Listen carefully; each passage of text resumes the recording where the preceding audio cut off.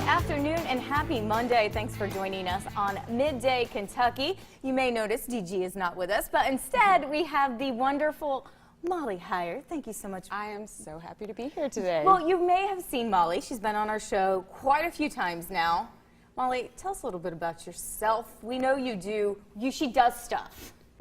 I do stuff. I have a woodworking company, and so I do everything from painting barrel heads to building furniture. It always keeps me on my toes. Well, okay, so I met Molly out on a shoot, and we were painting. There may have been some drinks involved. Oh, of course. It was for the sake of the shoot, people. And I was so impressed that you're so hands-on. You just do everything. Yeah, I honestly am kind of a self-taught individual, and just my mother always said I was very stubborn and very determined, and it's kind of followed me in my career, and it's worked out. It's paid off.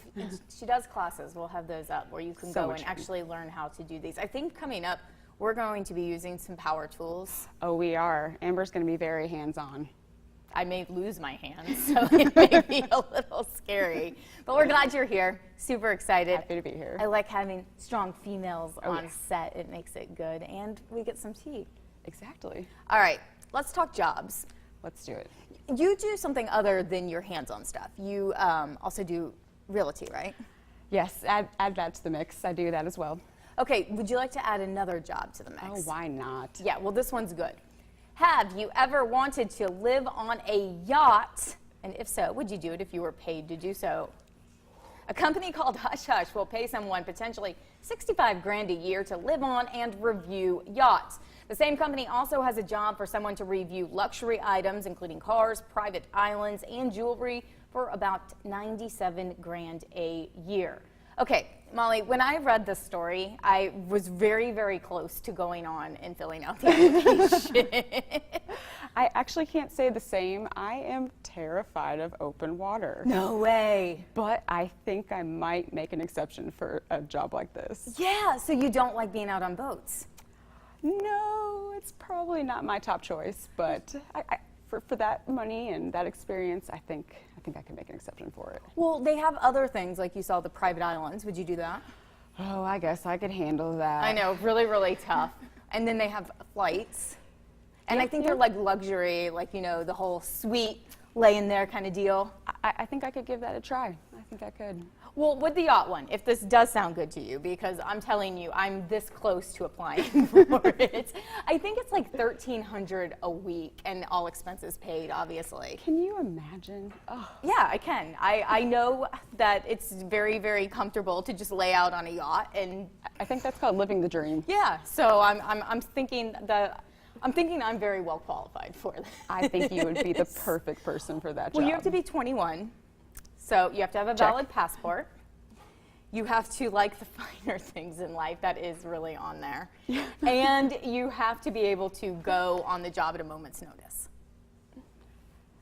I could make it happen, people. I think the website, we have it on our Facebook page, I'm pretty sure. Let me see what the website is, because I know this might be appealing to a lot of people right now. It is hushhush.com.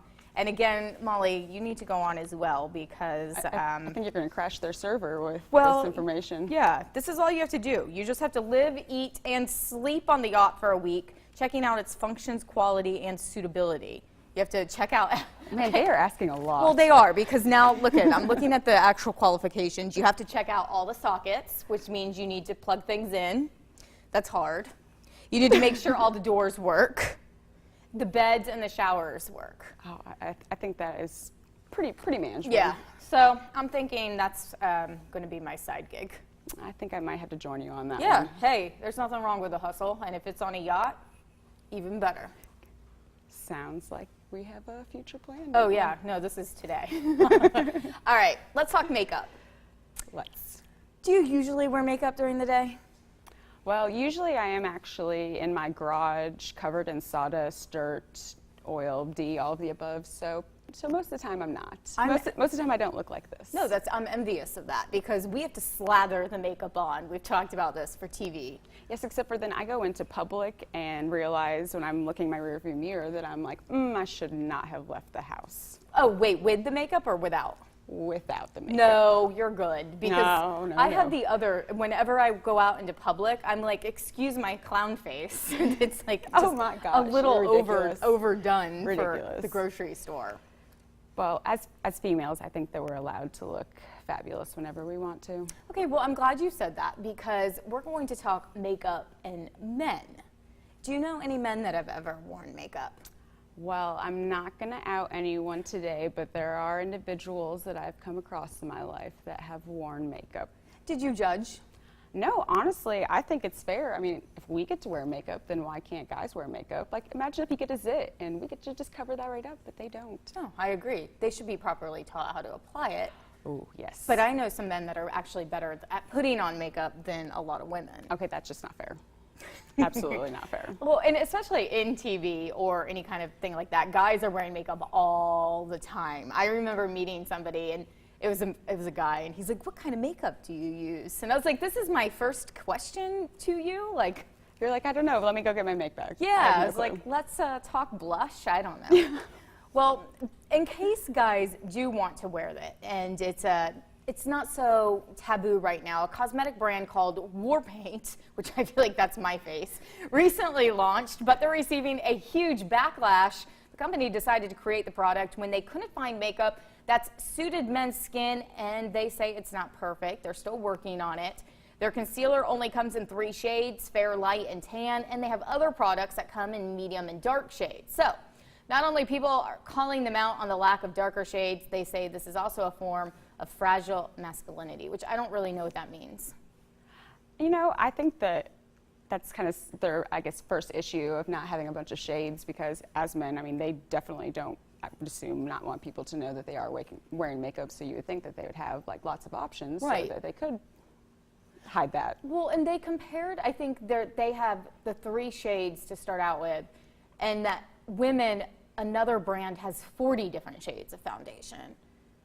Yeah, I think that that's something that would definitely be a good change. But I do understand, though, them trying to target men because, you know, men do have different skin, different textures than women do. That's what I was going to ask. So I wonder if this makeup is different than women's makeup as far as the whole chemical.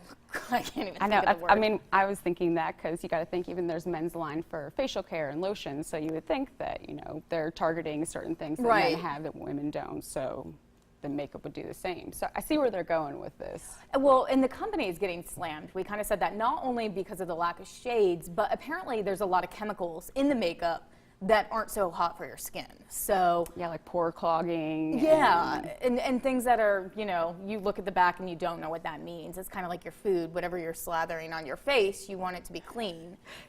So basically they are getting something to help them with imperfections that in return are giving them even more imperfections. Yeah, just go. That's a lose-lose. Yeah, so we don't know, but you're okay with them having this option. It's that whole fragile masculinity thing is not No, I think that, fragile. you know, we're on an even playing field. If they want to look pretty too, go for it. I agree. The creator talked about how he has body dysmorphia and the makeup helps. And hey, whatever makes you feel better, you do you. Exactly, that's what I'm all about. All right, well, speaking of doing you, chances are you know someone who has a mental health problem, right? Or maybe it could be yourself. You have some issues. We all do. Let's be honest. We all have some issues. Well, one young woman fought depression and anxiety. She decided to show just how hard it physically can show up. She posted side-by-side before and after pictures of her during this time. It sparked others to share their stories. What a difference, right? Oh, I think this is so cool, and it's something that I feel like society now is a lot more accepting than they were in the past.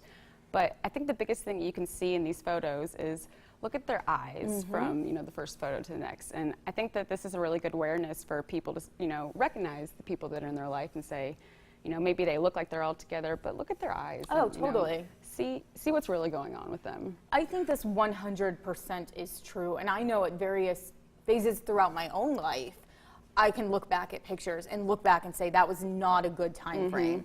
Either you're getting no sleep, your eating habits are changed, you're just not happy. It comes across in your face. Oh, it's incredibly draining when you're just feeling down all of the time. Right, and to look at pictures like this, I actually think the fact that we're sharing them and that the afters are better than the befores, is that uplifting feeling. Like, hey, we look really rough right now. We feel really rough, but there's hope on the other side. And I just think it's so great that people are confident enough to share that with others, For knowing sure. that, you know, by making themselves vulnerable and being exposed, that they are helping someone else out there. And I think that's really cool. Sure. Well, you've heard probably the saying, you know, I've aged 10 years in 4 months, or that's right now.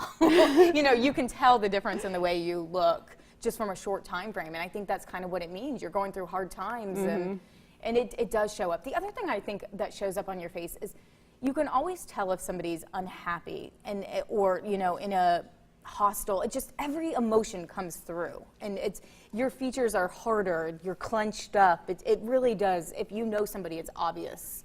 I agree. And I go back to the whole eye thing is, I think, you know, especially even me, I'm an individual that's very adamant. I can have a big smile on my face, but you can't change the way your eyes look. And if, you know, someone could see in your eyes that sadness, that it's just tough. It's very true. It's why it's so important that we take care of ourselves and take that moment to sit back and say, hey, I need some me time, let me sleep. That's a call for help, everybody. Hey, we need some me time. Sleep is Let so us sleep. important. It is.